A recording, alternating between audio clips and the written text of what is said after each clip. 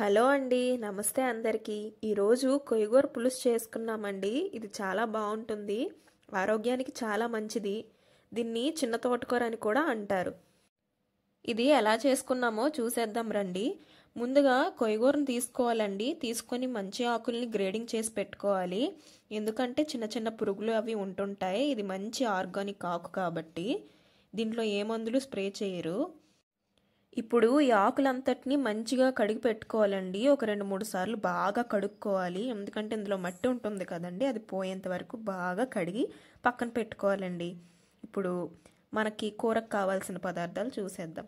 ముందుగా టమాటాలు, ఉల్లిపాయలు, అలాగే పోపు దినుసులు, అలాగే కాస్త చింతపండు, కరివేపాకు, పచ్చిమిర్చి, ఎండుమిర్చి, అలాగే వెల్లుల్లిపాయలు. ఇప్పుడు స్టవ్ ఆన్ చేసుకొని స్టవ్ మీద కుండ పెట్టుకోవాలండి. మేము మట్టి కుండలో వండుకుంటున్నాము. మట్టి కుండలో వండితే చాలా టేస్టీగా ఉంటుందండి.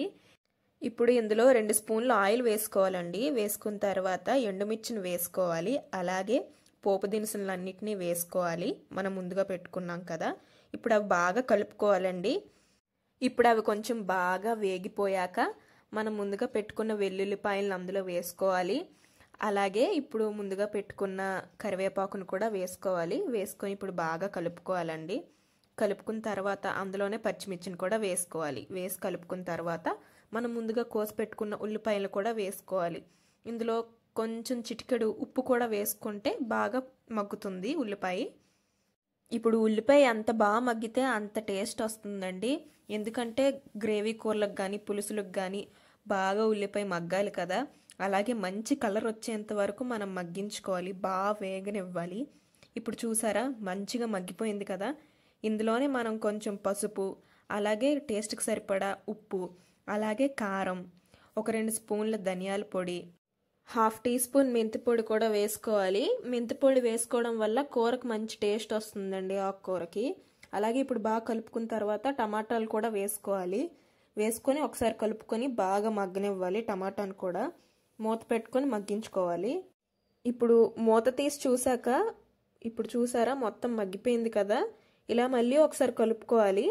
కలుపుకున్న తర్వాత మన దగ్గర మనం ముందుగా కడిగి పెట్టుకున్న ఆకునంతటిని అందులో వేసేసుకోవాలి.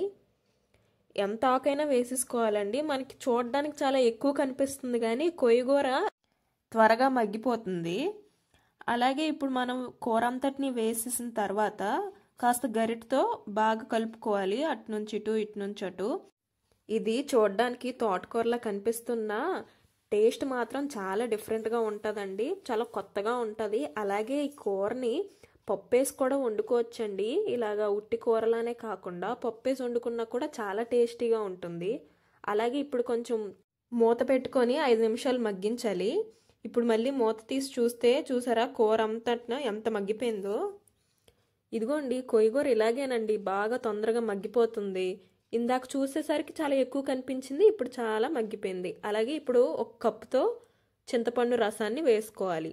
వేసి కాస్త కలుపుకున్న తర్వాత 1 కప్పు నీళ్లు కూడా ఇందులో యాడ్ చేసుకోవాలండి. మాకైతే 1 కప్పు నీళ్ళు సరిపోతాయి. అలాగే మీకు ఇంకా పులుసులా కావాలంటే ఒక 2 కప్పుల నీళ్ళు కూడా యాడ్ చేసుకొని కలుపుకోవచ్చు.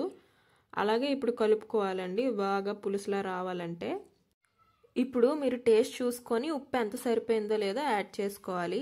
అలాగే ఇప్పుడు కూర మీద మూత పెట్టుకొని బాగా మగ్గించాక మళ్ళీ మూత తీసి చూసుకుంటే చూసారా, బాగా ఉడుకుతుంది కదా. ఇది బాగా మగ్గిపోయిందండి. చూసారా, ఒకసారి ఇలా కలుపుకొని ఒకసారి టేస్ట్ చూసుకోవాలి, రుచి సరిపోయిందా లేదా అనేది.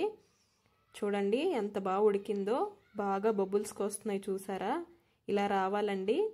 అలాగే ఇప్పుడు లాస్ట్లో కొత్తిమీర వేసుకొని బాగా కలుపుకుంటే ఎంతో టేస్టీగా ఉండే కొయ్యగూర రెడీ అయిపోయిందండి. ఇది పల్లెటూరులో చాలా ఎక్కువగా వండుకుంటారు. ఎప్పుడు పడితే అప్పుడు దొరికే ఆకు ఇదండి. ఇప్పుడు మళ్ళీ ఒకసారి బాగా కలుపుకొని స్టవ్ ఆఫ్ చేసేసుకోవాలండి. అంతేనండి, ఎంతో టేస్టీగా ఉండే కొయ్యగూర రెడీ అయిపోయింది. ఈ కూరని రైస్తో కలుపుకొని తింటే చాలా బాగుంటుందండి. అలానే మా ఛానల్ని లైక్ చేసి సబ్స్క్రైబ్ చేసుకోవడం మాత్రం మర్చిపోకండి. Bye bye.